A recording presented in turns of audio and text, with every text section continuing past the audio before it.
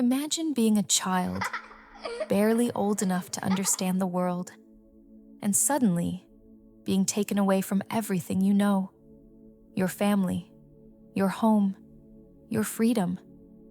This was the reality for countless children in medieval convents.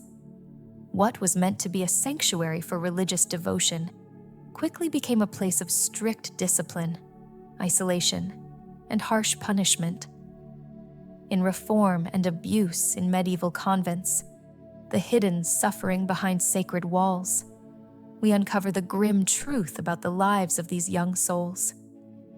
Far from the peaceful, spiritual refuge that convents were supposed to be, many children found themselves trapped in an environment of fear and control. Physical punishment was common, with the threat of violence hanging over them for the smallest of infractions. They were taught that their bodies, their desires, and even their voices were sinful, and that obedience was the only way to salvation. But even in this suffocating atmosphere, some children found small, fleeting moments of safety and compassion, rare exceptions to an otherwise brutal existence. Today, we shed light on the stories of these children, whose suffering was hidden behind the sacred walls, and explore the dark realities they faced in a system that was supposed to protect them. This is the story of lost childhoods, broken spirits, and the devastating cost of religious obedience. The heavy oak doors of the convent swung shut, with a finality that echoed through the stone corridors, sealing away the world outside. For the child standing in the dim candlelight of the entryway, this was not just a new beginning. It was the end of childhood as they knew it. In the medieval world, convents were not merely places of quiet prayer and spiritual retreat. They were institutions that shaped lives from the earliest years, often with no regard for the wishes of those who passed through their gates. From the moment a child was given to the convent, sometimes as young as 5 or 6 years old, their fate was no longer their own. Noble families, eager to secure divine favor or reduce the number of mouths to feed, offered their daughters, and sometimes sons, as oblates, a term that masked the grim reality. These children were gifts to God, whether they wanted to be or not. The ceremony of oblation was a solemn affair. The child's small hands placed upon the altar cloth, their future signed away in ink and scripture. There was no taking it back. Once inside, the rhythms of convent life dictated every hour of their existence. The day began before dawn, with the ringing of the bells, calling the sisters, and the children among them, to matins, the first of many prayers that would punctuate their waking hours. For a young girl who had once played in sunlit courtyards or chased after pets in her family's halls, the sudden immersion into this rigid schedule was a shock. There was no time for idle play, no allowance for childish whims. Every action, from the way they folded their hands during prayer to the silence they were expected to keep during meals, was scrutinized. The convent was not a gentle place. The stone walls, even in summer, held a chill that seeped into the bones. The food was plain: coarse bread, thin soups, the occasional fish on feast days, but never enough to satisfy a growing child's hunger. Discipline was strict, and the rod was not spared. A mispronounced psalm, a moment of inattention during scripture reading, a whisper to another girl when silence was demanded. Any of these could earn a sharp rebuke or worse. The nuns, many of whom had themselves been raised in the same system, saw these corrections as necessary. The path to salvation was narrow, and only through unwavering obedience could these children hope to walk it. Yet, for all its harshness, the convent was not without its small mercies. Some children, particularly those from impoverished or violent homes, found a strange kind of safety within its walls. Here, they would not starve, nor be sold into marriage before they were ready. They would be taught to read, to write, to illuminate manuscripts with careful hands, skills that even noble women outside might never learn. In a world where a peasant's child could expect nothing but a life of toil, and a noble's daughter was little more than a bargaining chip for alliances, the convent could, in rare cases, offer a form of escape. But at what cost? The psychological toll of such a life was immense. These children were raised to see themselves as brides of Christ, their identities stripped down to devotion and duty. They were taught that the outside world was sinful, that their families, if they remembered them at all, were distractions from spiritual purity. Letters from parents were rare, visits even rarer.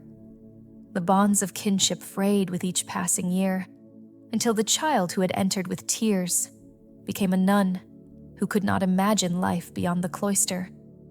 And then there were those who resisted. The records are sparse, but they exist. Hints of girls who tore at their veils, who screamed at the gates to be let out, who were dragged back to their cells and punished for their defiance. Some, it was whispered, even took their own lives rather than live out their days in silent submission. The church did not speak of these cases, but the walls of the convent remembered. What, then, was the true purpose of these child oblates? Were they truly offered to God, or were they sacrifices to the ambitions of their families and the institution that took them in? The answer lies somewhere in the shadows of history, in the unmarked graves of children who never grew old, in the silent prayers of women who once wept for the lives they might have had. The convent did not ask if a child wished to serve. It only demanded that they obey. The life of a child in a medieval convent was one of quiet sorrow, a silent struggle hidden behind thick stone walls and iron-barred gates. Imagine, if you will, a small girl, no older than 6 or 7, standing at the entrance of a towering abbey, her tiny fingers clutching the rough wool of her novice robes. The heavy wooden door creaks shut behind her, sealing away the world she once knew. Her parents, if they were noble, may have left her here as an offering to God, a pious gesture to secure their own salvation. If she was poor, perhaps she was given as a servant, a living tithe to the church. But regardless of status, the result was the same: a childhood severed from family, from warmth, from love. The separation was absolute. No embraces, no whispered lullabies, no comforting hand to wipe away tears in the night. Convents were not places of nurturing. They were institutions of discipline, where even the youngest were expected to conform to the rigid expectations of monastic life. For a child, this sudden detachment from family was a wound that never fully healed.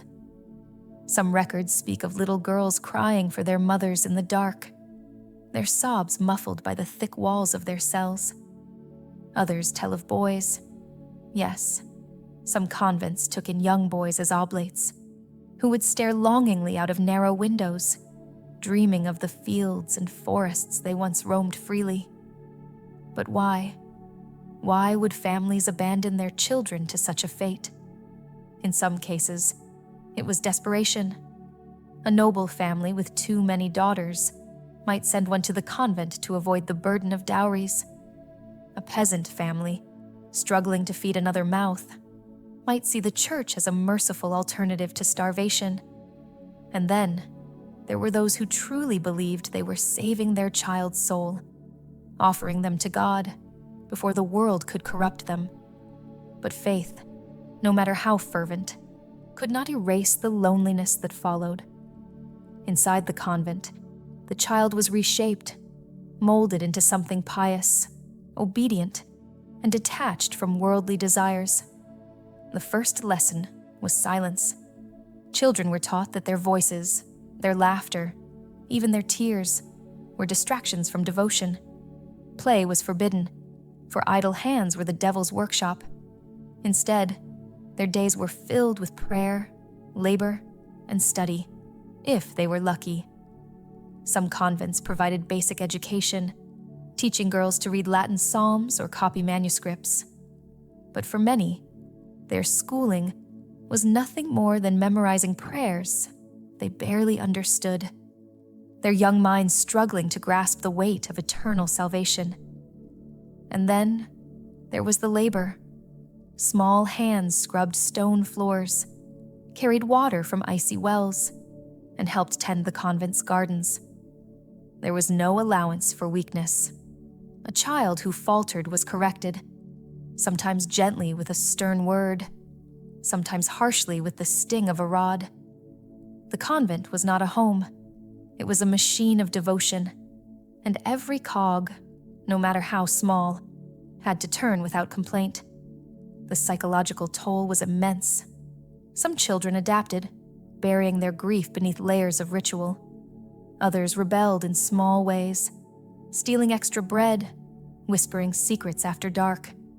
A few, the most broken, simply faded, their spirits crushed under the weight of a life they never chose. Historians have uncovered letters from grown women, decades after their childhood in convents, still writing of the deep, unhealed sorrow of being given away. Yet, in the shadows of this suffering, there were fleeting moments of light. Some nuns, perhaps remembering their own lost childhoods, showed kindness to the little ones in their care. A shared apple here, a hidden hug there, tiny acts of mercy in an otherwise merciless world. And for a rare few, the convent did offer something precious, a chance to learn, to write, even to wield quiet power in a world that otherwise ignored women. But these were the exceptions, not the rule. The truth is, medieval convents were not built for children. They were built for devotion, for discipline, for the austere life of religious sacrifice. And in that world, a child's heart was just another thing to be surrendered. The life of a child in a medieval convent was one of rigid structure, where every moment was dictated by the rhythms of prayer, labor, and study. Unlike the secular world outside, where childhood might have held some semblance of play or familial warmth, the convent was a place of discipline, where young minds were shaped under the unyielding hand of religious doctrine. From the moment they entered those hallowed walls, children were immersed in a world where piety was demanded, obedience was non-negotiable, and the soul's salvation was considered far more important than earthly comforts. For many children, especially girls, the convent was the only place where they would receive any form of education. In a time when literacy was rare among the lower classes, and even nobility often valued martial skills over book learning for their sons, convents stood as rare institutions where reading and writing were taught, though always in service of the church. Young oblates, children given to the convent by their families, were drilled in Latin, the sacred language of Scripture, forced to memorize psalms, hymns, and liturgical chants before they could even fully comprehend their meaning. The education was not about fostering curiosity or intellectual freedom. It was about molding obedient servants of God. The daily lessons were harsh, repetitive, and unforgiving. A child who stumbled over a Latin verse might face the sting of a rod or the humiliation of kneeling for hours in penance. There was no room for error, no patience for childish distraction. The nuns, many of whom had themselves been raised in the same rigid system, saw it as their holy duty to break the will of the young, to shape them into vessels of devotion. Stories from medieval chronicles speak of children weeping over their psalters, their fingers numb from copying manuscripts in the freezing scriptorium, their eyes strained by candlelight as they labored over illuminated texts they would never truly own. Yet, for all its severity, this education was also a form of privilege. Outside the convent walls, peasant children toiled in fields, merchant children learned their family trades, and noble girls were groomed for marriage, often with little more than basic embroidery or household management to occupy their minds. In the convent, at least, a child, especially a girl, might learn to read, to write, to engage with the great theological questions of the age.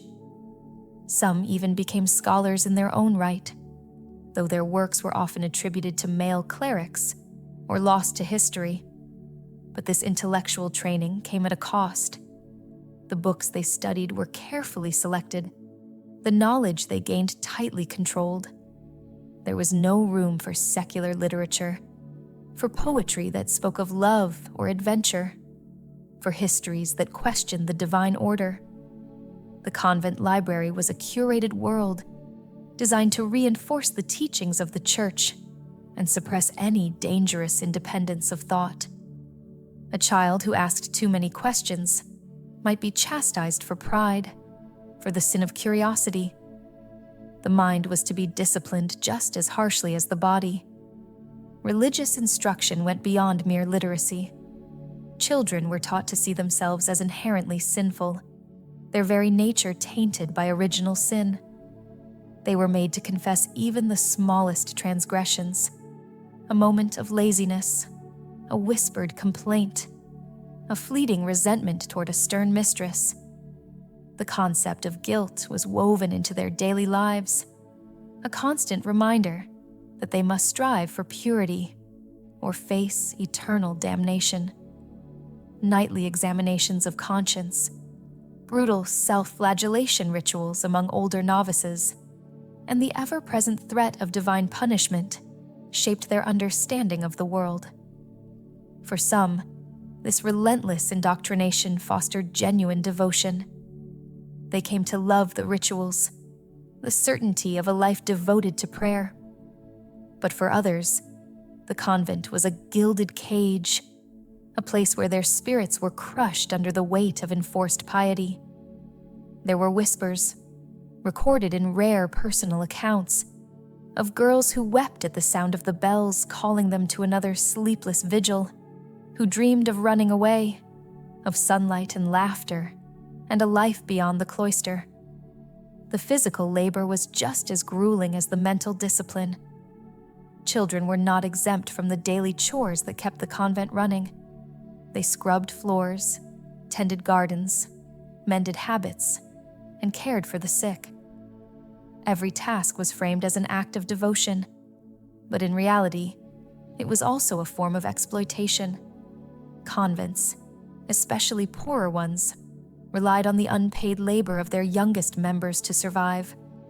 A child's hands might be as calloused as a farmer's, their backs bent from hauling water or grinding grain, all in the name of holy obedience.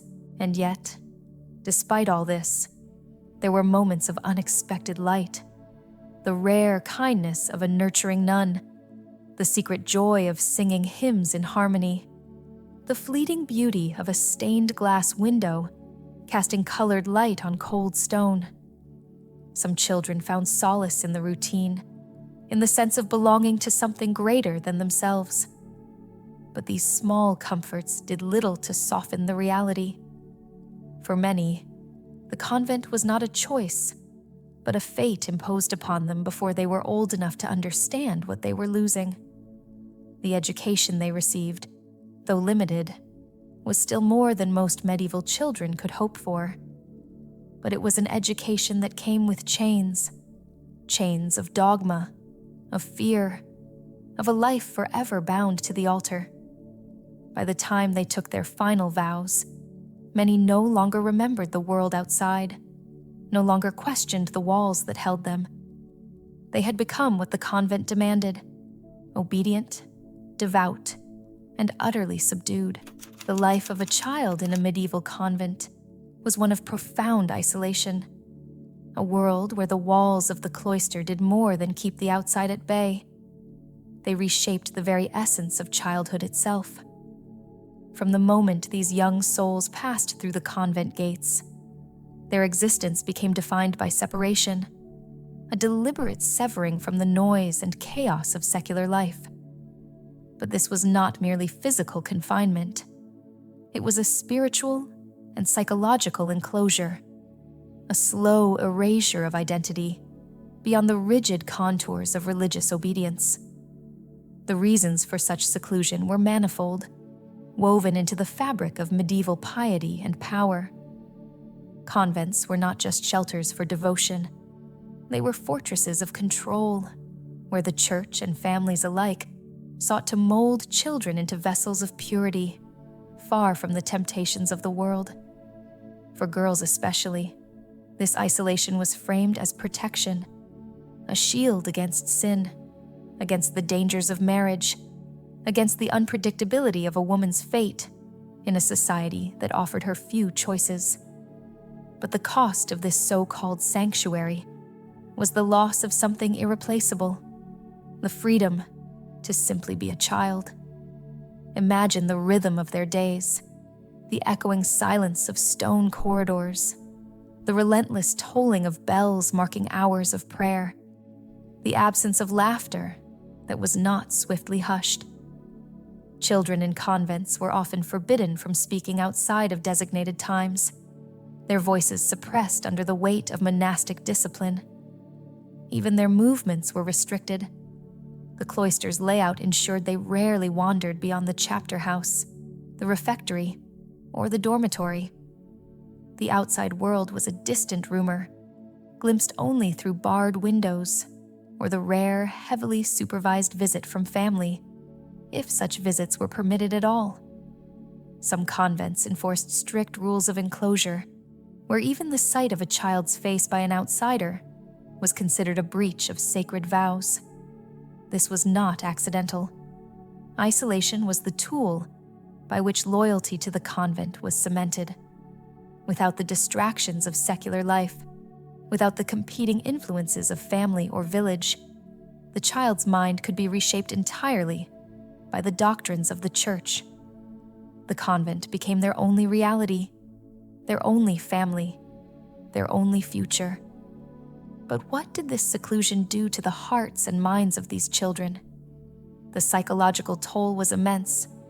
Cut off from the natural bonds of kinship, many experienced a loneliness so profound it blurred into a kind of spiritual dissociation. Letters from family were often censored or withheld, and any attachment to the outside world was discouraged as a threat to devotion. Some accounts speak of children weeping silently into their pallets at night, their grief deemed a test of faith rather than a cry for comfort. The convent's strict routines, the pre-dawn vigils, the fasting, the prolonged kneeling, were not merely acts of piety, but methods of breaking the will, of replacing childish impulses with unthinking obedience. There were no toys, no games, no frivolity. Play was seen as idle, and idleness was the enemy of salvation. Even the rare moments of respite were prescribed. Sewing vestments, copying psalms, or tending the convent's herb garden. Tasks framed as holy labor, but which erased the boundary between work and worship. The child's body and soul were no longer their own. They belonged to God, which in practice meant they belonged to the abbess, the prioress, the unyielding machinery of the church. Yet the most chilling aspect of this isolation was its justification. Medieval theology framed the convent as a paradise on earth, a foretaste of the heavenly Jerusalem. To question its rigors was to question God's will. Children were taught that their suffering, the cold, the hunger, the loneliness, was a gift, a way to purge the sins they were born into. The convent's walls were not a prison, but a refuge, its silence not deprivation, but divine communion. This ideological framing made resistance unthinkable. To long for the outside world was to betray one's calling. To crave a mother's embrace was to cling to earthly attachments. And so, over years, the child's sense of self withered. Some adapted, finding solace in the rituals, in the certainty of rules. Others fractured inwardly, their spirits muted into submission. A few, the rebels, faced harsher corrections, penance, solitary confinement, even physical discipline.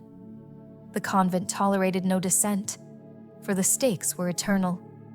A child's soul hung in the balance, and the church would not risk its loss. But history whispers of the cracks in this system. Occasionally, a voice breaks through, a memoir, a fragment of a letter, a nun's confession scribbled in the margins of a prayer book. These rare testimonies speak of yearning, of dreams of running through fields, of the scent of bread from a village bakery, of the sound of siblings they would never know. They remind us that behind the vows and the veils were children who did not choose this life, who could not comprehend the weight of the sacrifices demanded of them. The convent's isolation was not just a physical condition, but a spiritual amputation, a severing of the self in the name of salvation. And as the centuries passed, as reforms slowly trickled into the church, the world began to question the cost of such devotion. But for the countless children who passed through those gates in the medieval era, there was no reprieve, only the slow turning of the hours, the endless repetition of prayers, and the quiet, unanswerable grief of a childhood lost behind stone walls, in the dimly lit halls of medieval convents, where the scent of candle wax mingled with the faint echoes of whispered prayers. Young girls were often the silent heartbeats of religious devotion. From the moment they crossed the threshold, their lives were no longer their own. They were bound by vows they did not fully understand, shaped by rituals they had not chosen, and molded into vessels of piety before they had even reached the age of reason. For many families, sending a daughter to a convent was not merely an act of faith. It was a strategic decision. In a world where marriage alliances dictated power and survival, convents became an alternative for girls who could not be married off advantageously. Some were given as offerings to the church, a form of spiritual dowry to secure divine favor for their families. Others were placed there out of sheer necessity, orphaned, illegitimate, or simply unwanted. Once inside, they were expected to surrender their identities, their voices, and their futures to a life of servitude under God. The expectations placed upon these girls were immense. From dawn until dusk, their days were regimented by the tolling of bells, each chime a summons to prayer, to labor, or to silent contemplation. They were taught that their worth was measured not in worldly achievements, but in their ability to embody humility, obedience, and chastity. Any hint of rebellion, whether in the form of idle chatter, a misplaced giggle, or a moment of hesitation during prayer, was swiftly corrected. Discipline was harsh, often delivered in the form of fasting, prolonged kneeling, or even physical chastisement. The message was clear. Their souls were to be purified through suffering. Yet, within these walls, there existed a paradox. While the convent stripped them of personal freedom, it also offered something rare for women of the time: education. Girls learned to read and write, to copy manuscripts with painstaking precision, to chant Latin psalms with voices trained to harmonize in sacred unison. For some, this was the only form of intellectual nourishment they would ever receive. But this education was not for their own enrichment. It was a tool to better serve the church. Their literacy was a means to transcribe scripture, their musical talents a way to glorify God, their voices instruments of devotion rather than expression. The psychological toll of such a life was profound. Many of these girls had been taken from their families as early as 5 or 6 years old, too young to comprehend the permanence of their new existence. They grew up knowing nothing but the cold stone walls of the cloister, the stern faces of the nuns who governed them, the relentless cycle of prayer and penance. Some adapted, finding solace in the rigid structure, in the certainty of ritual. Others withered, their spirits crushed under the weight of enforced piety. There were those who dreamed of the world beyond, of sunlight unfiltered by stained glass, of laughter unburdened by solemnity. But such dreams were dangerous. To voice them was to risk punishment. To dwell on them was to invite despair. And then there were the unspoken tragedies, the girls who could not conform, the ones whose restless hearts rebelled against the silence, whose bodies ached for movement beyond the measured steps of procession. Some fell ill, their bodies failing under the strain of ceaseless labor and meager rations.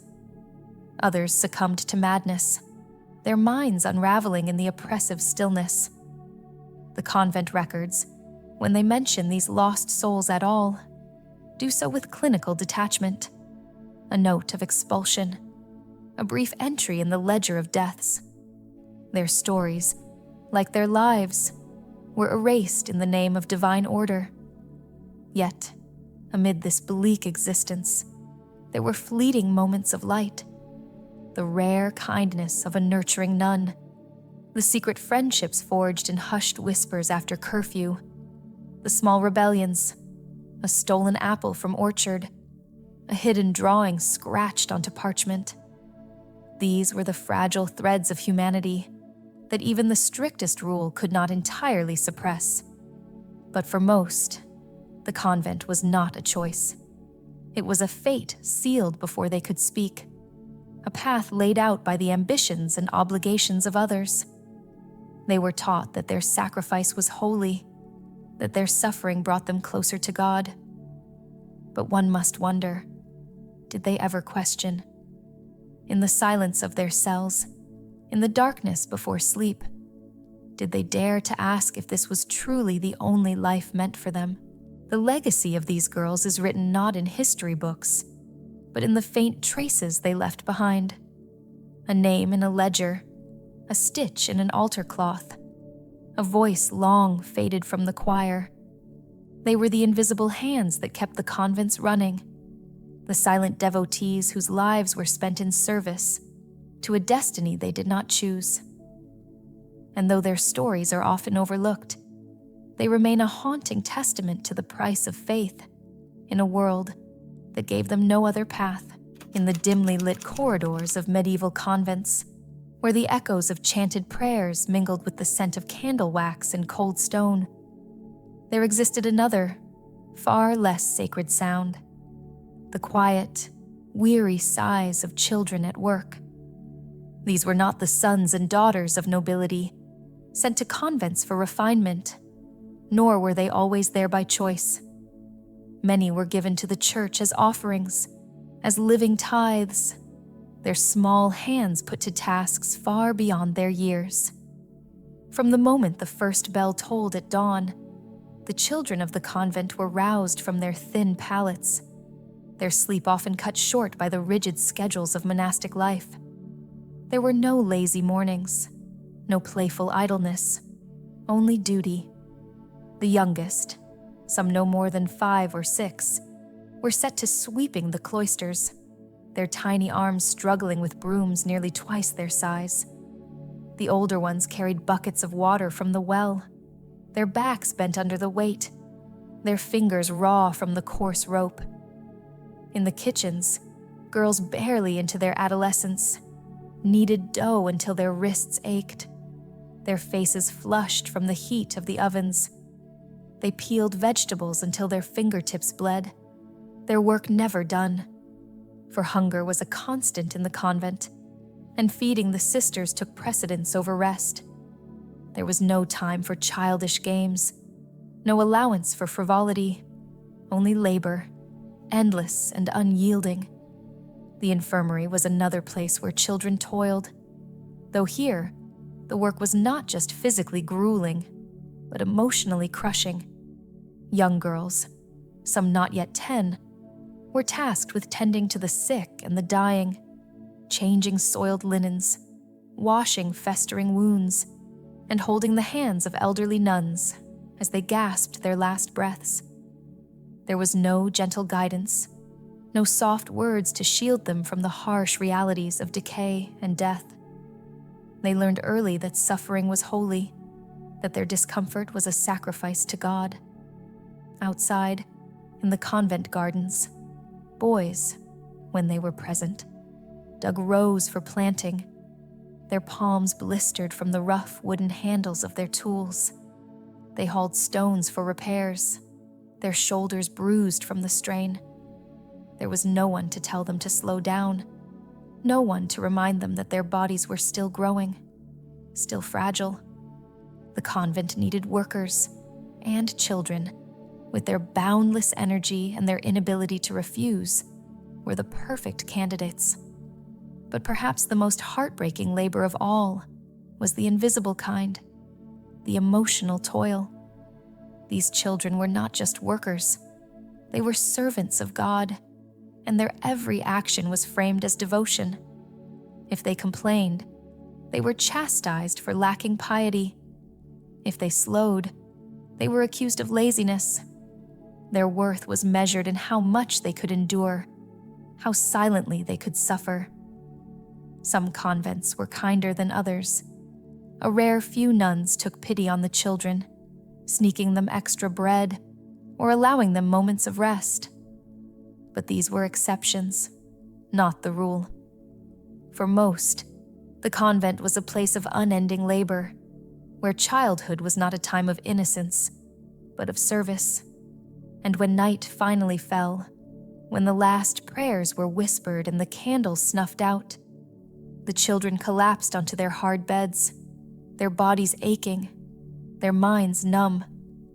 Tomorrow would be the same, and the day after, and the day after that. For in the eyes of the church, their labor was not exploitation. It was salvation in the dim candlelight of medieval Europe, where faith and survival were tightly woven together. Convents stood as both sanctuaries and prisons for the youngest members of society. Children, some barely old enough to understand the world beyond their parents' homes, were often sent to religious institutions, not as an act of devotion, but as a transaction, a payment, a sacrifice. For many noble and even peasant families, offering a child to the church was not merely a spiritual gesture, it was a calculated decision. In an era where land, power, and divine favor dictated survival, families saw convents and monasteries as extensions of their own legacy. A daughter given to the church meant one less dowry to pay. A son handed over to monastic life meant one less heir to divide the family's wealth. And for the poorest, it meant one less mouth to feed in a world where famine and war were constant shadows. But behind these cold calculations lay a darker reality.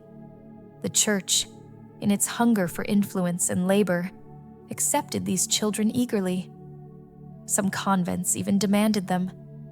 In certain regions, it was customary for families to pledge their youngest as oblates, a term that masked the grim truth.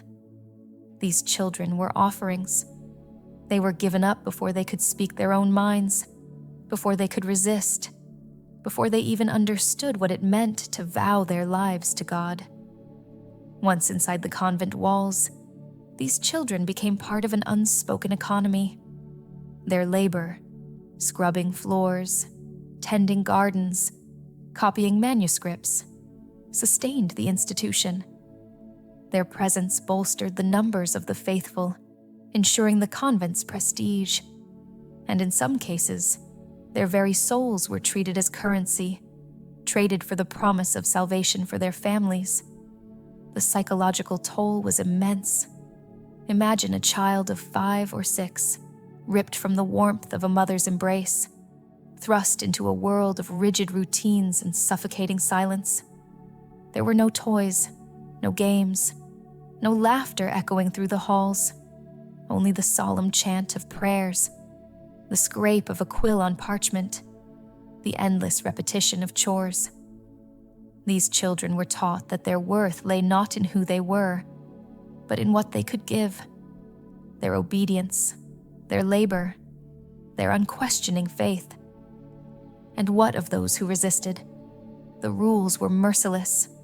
Disobedience was sin.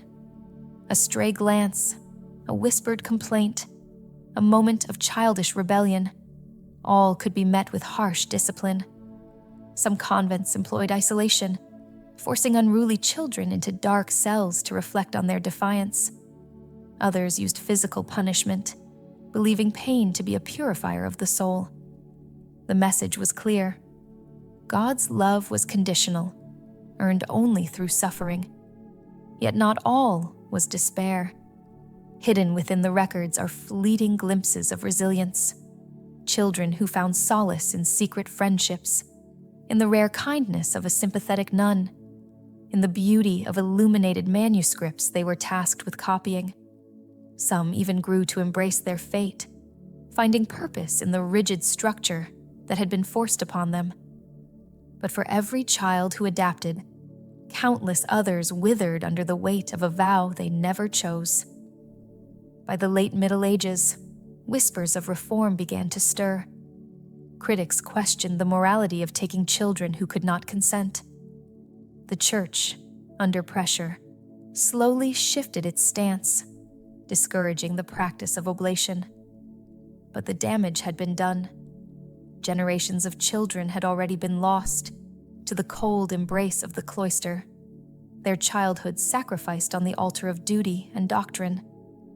Their stories linger in the silence of abandoned convents, in the faded ink of medieval chronicles, in the unmarked graves of those who never knew freedom. They were the invisible cost of a system that saw souls as commodities, a stark reminder that faith, when twisted by power, can demand the most terrible of prices. In the dimly lit halls of medieval convents, where the echoes of whispered prayers lingered like ghosts, children, some as young as 5 or 6, were brought to fulfill vows they did not understand. These were not places of gentle refuge, but institutions where childhood itself was often the first sacrifice, demanded at the altar of religious duty. To enter a convent was to surrender one's identity, one's family, and sometimes even one's will. The weight of this sacrifice was carried in silence, pressed between the pages of prayer books and the unyielding stone walls that separated them from the world beyond. For many children, the journey into monastic life began not by choice, but by obligation. Noble families, seeking divine favor or social prestige, offered their youngest daughters as brides of Christ, a transaction dressed in piety. Peasant families, burdened by famine or debt, sometimes saw convents as the only refuge for a child they could no longer feed. But whether born into privilege or poverty, these children shared a common fate, a childhood defined by renunciation. The moment the convent gates closed behind them, they were expected to shed their former lives like old skin. Their given names were replaced with ones chosen by the abbess. Their toys, if they had any, were taken away. Even their hair, often a symbol of youth and vitality, was sheared beneath the veil of a novice. The emotional toll of this separation was immense, though rarely acknowledged. Letters from parents were scarce. Some convents forbade outside correspondence entirely, fearing worldly attachments would weaken devotion. A child's grief was treated as a test of faith. Tears were met not with comfort, but with admonitions to pray harder. Some children clung to faint memories of their families, whispering their siblings' names at night, like forbidden incantations. Others, having entered the convent too young, remembered nothing at all. The convent became their only reality, its rigid routines replacing the rhythms of a home they would never know. But the sacrifices extended far beyond lost family ties. Childhood itself was a luxury these children were denied. Play was viewed with suspicion. Idleness was the devil's workshop, and even innocent games could be deemed sinful distractions. Instead of running through fields or laughing with friends, their days were measured in hours of prayer, labor, and study. The convent's strict horarium, the monastic schedule, left little room for spontaneity or joy. They rose before dawn for matins, their small bodies shivering in the cold chapel as they recited psalms they barely understood.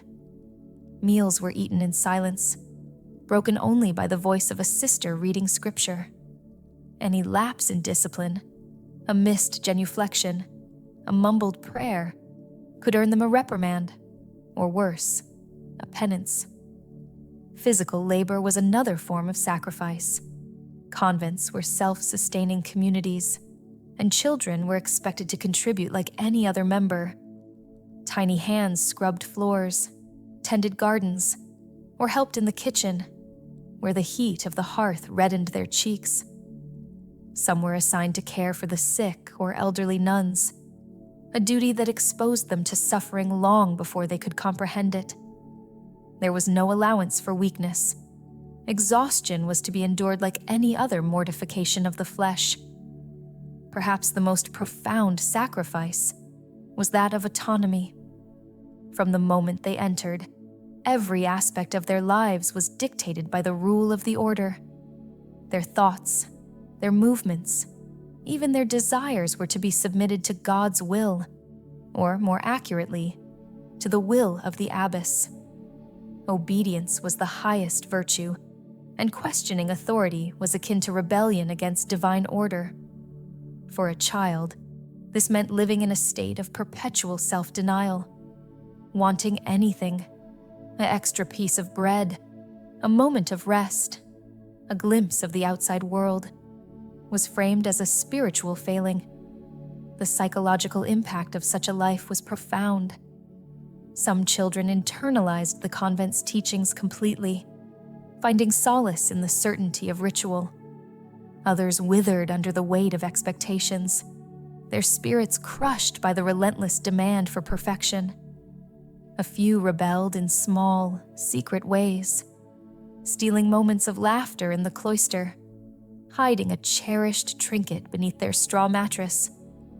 But even these tiny acts of defiance carried risk. Discovery could mean humiliation before the entire community, or hours of kneeling in penance. And then, there were those who could not endure. Historical records hint at darker outcomes.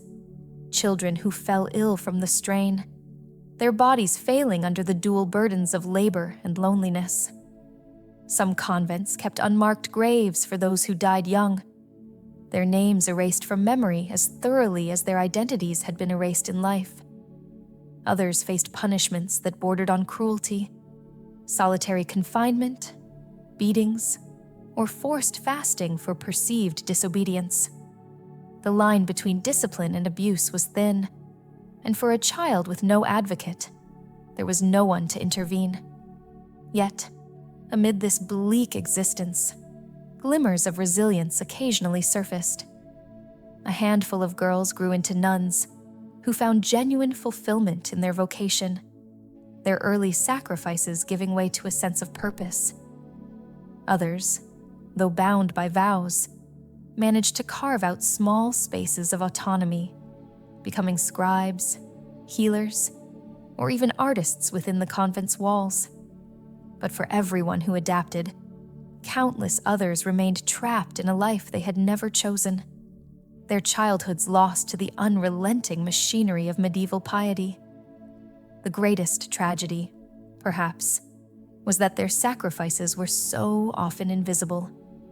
Their stories were written not in chronicles, but in the silent weariness of bodies too small for their robes, in the faint etchings of their names on convent rolls, in the echoes of prayers recited by voices that had never known freedom. They were children who gave up everything, not for God, but for the ambitions of adults who believed that a soul could only be saved through suffering. And in the shadows of the medieval church, their whispers still linger, a testament to the price of devotion paid too young. From the moment a child entered the walls of a medieval convent, their life was no longer their own. The rigid structure of monastic rule dictated every breath, every thought, every movement.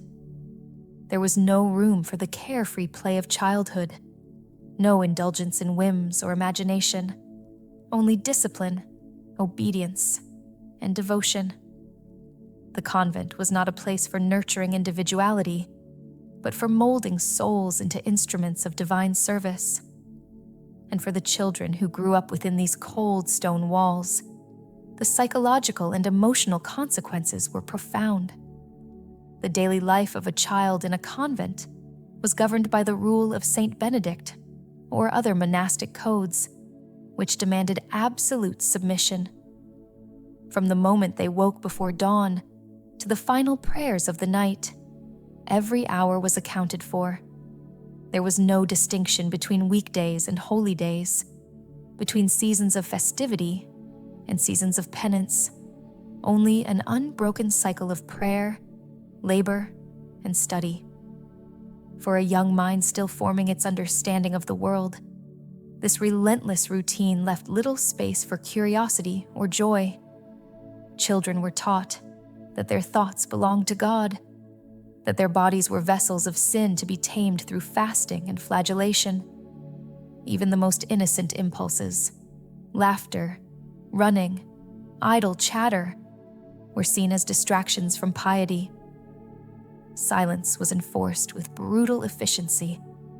In some convents, children were made to wear small wooden gags if they spoke out of turn, a physical reminder that their voices were not their own.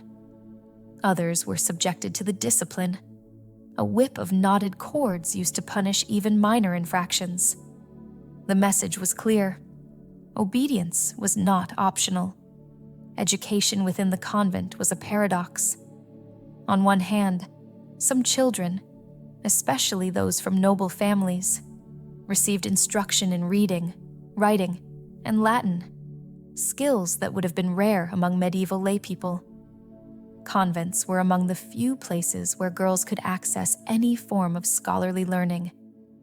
Yet this education was never for their own enrichment, but for the glory of God. Books were copied not for knowledge's sake, but as acts of devotion. A girl who showed too much curiosity might be chastised for pride, her intellect seen as a dangerous distraction from humility. For many children, the most crushing aspect of convent life was the suppression of emotional bonds. Unlike in the outside world, where family ties were sacred, monastic rules discouraged personal attachments. Siblings sent to the same convent were often separated, forbidden from speaking privately, lest they form worldly affections. Letters from parents were rare, and visits even rarer. A child's love was to be directed solely toward God and the abbess, who stood as their spiritual mother. But what did it mean for a child to grow up without the warmth of a mother's embrace, without the rough affection of a father's hand? The psychological toll was immense. Some children adapted, burying their loneliness beneath layers of ritual. They learned to find solace in the rhythmic chanting of psalms, in the flickering light of votive candles. But others withered under the weight of isolation. Historical records speak of young novices who fell into melancholy, who refused to eat, who cried themselves to sleep night after night. In extreme cases, some even tried to escape, only to be dragged back and punished as apostates. The convent walls were as much a prison as a sanctuary. Yet not all was darkness. For a rare few, the convent offered a strange kind of freedom. In a world where noble girls were usually traded as political pawns in marriage, the cloister could be an escape from forced betrothals and dangerous childbirths. Some women, like the mystic Hildegard of Bingen, found within the convent walls a space to cultivate extraordinary talents that would have been impossible in secular life. But these were the exceptions, not the rule. For most children, the convent was not a choice, but a fate imposed upon them before they could understand its weight. As the centuries passed, reforms would slowly humanize monastic life. The Protestant Reformation challenged the practice of child oblates, and Enlightenment thinkers condemned the psychological damage inflicted on young minds. But for the countless children who passed through medieval convents, there was no undoing what had been done. Their childhoods had been sacrificed on the altar of devotion, their identities shaped not by love, but by rule and rod. And so, when we think of these forgotten children, we must ask, what becomes of a soul raised in silence? What dreams might have flourished had they been allowed to grow beyond the convent's shadow? The stones of those ancient cloisters hold no answers, only echoes of prayers recited by voices too young to understand the weight of the words they spoke. The convent bell tolled in the dead of night, its mournful echo reverberating through the dormitory where the children slept or tried to sleep. For some, the sound was a call to prayer. For others, it was a reminder of the punishments that awaited those who failed to rise quickly enough. The medieval convent was meant to be a house of God, a sanctuary of piety and peace. But behind its hallowed walls, a darker reality festered, one that history has often been reluctant to confront. The abuse of children in convents was an open secret of the Middle Ages, whispered about in confessionals and hinted at in the cautious writings of reformers. The very system that was supposed to protect these young souls often became the instrument of their suffering. Novice mistresses, tasked with guiding the spiritual development of children, sometimes wielded their authority like a weapon. The birch rod was a common sight, its sting a frequent companion to lessons in Latin or scripture. But physical discipline was only the beginning. Isolation was its own form of cruelty.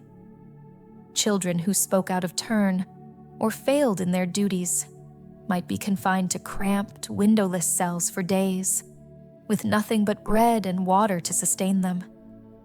Some were made to wear sackcloth, its rough fibers scratching their skin raw as a reminder of their sinful nature.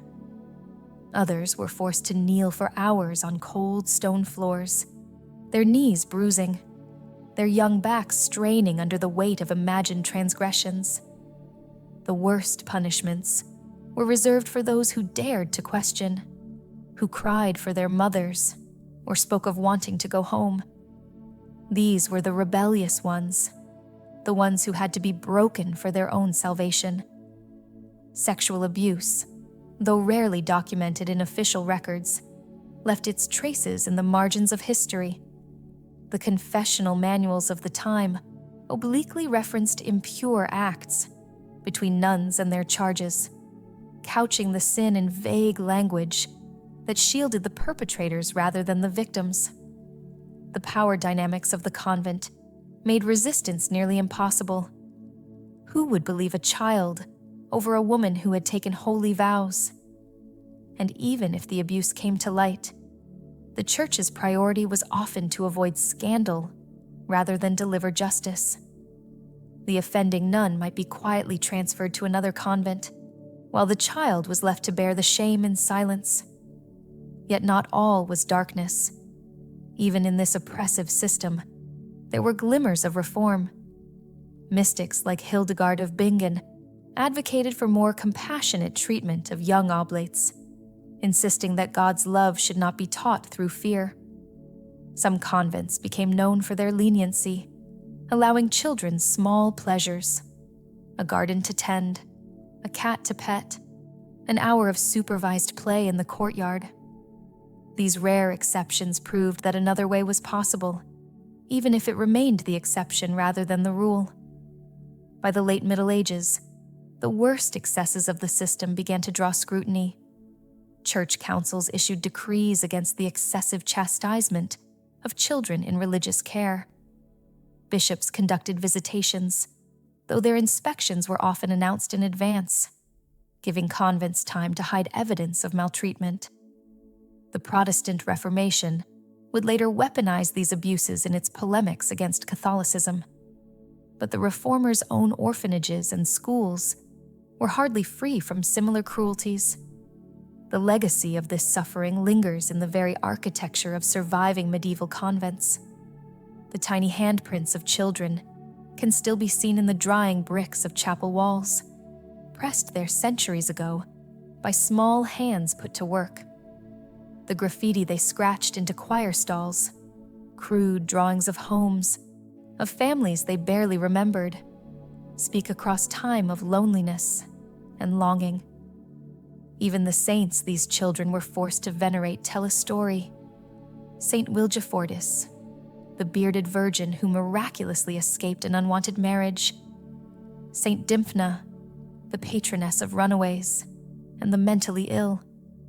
These were the saints children prayed to in secret, their cults flourishing in the shadows of convents where desperation festered. Perhaps the most damning evidence of all comes from the few who escaped. The memoirs of runaway novices, though rare, paint a harrowing picture. One 15th century account describes a girl who scaled the convent walls at night, tearing her habit on the iron spikes, only to be dragged back at dawn by townspeople who feared the wrath of the church. Another tells of a child who pretended to have visions, hoping the attention would earn her better treatment, only to be declared a heretic when her deception was discovered. The tragedy is not just that these things happened, but that they happened in God's name. The same hands that held the Eucharist also wielded the whip. The same lips that sang hymns whispered threats in the dark. And the children, always the children, were left to reconcile these contradictions, to find faith in a system that had failed them. As the centuries turned, the worst abuses diminished, but the scars remained. Today, when we walk through the ruins of medieval convents, we are walking through graveyards of stolen childhoods. The silence of these stones is deceptive. If you listen closely, you can still hear the echoes of small voices, whispering psalms through tears, praying for deliverance that never came. What do you think? Was this a necessary price for spiritual salvation, or a betrayal of everything religion should stand for? The debate continues, not just about the past, but about how we protect the vulnerable among us today. The convent walls may have crumbled, but the lessons they hold remain painfully relevant. The silence of the convent walls is deafening. The children, once full of dreams and possibilities, are now mere shadows of the lives they could have had. They were promised salvation, but instead, many faced a lifetime of isolation, punishment, and lost childhoods. As we walk away from this hidden world, let us not forget the names and stories of those who suffered in the name of faith. Their pain, their tears, and their courage echo across time, reminding us of the price paid for obedience and the toll of unchecked power. The convents, once symbols of holiness and sanctity, now stand as silent witnesses to a history we cannot ignore. It is time for us to confront the darkness that once festered behind their sacred doors. History must not forget the children who were sacrificed in the name of devotion. What do you think? Was this a necessary sacrifice for spiritual salvation, or a betrayal of everything faith should stand for? The debate continues, not just about the past, but about how we protect the vulnerable among us today. The walls may have crumbled, but the lessons they hold are still painfully relevant.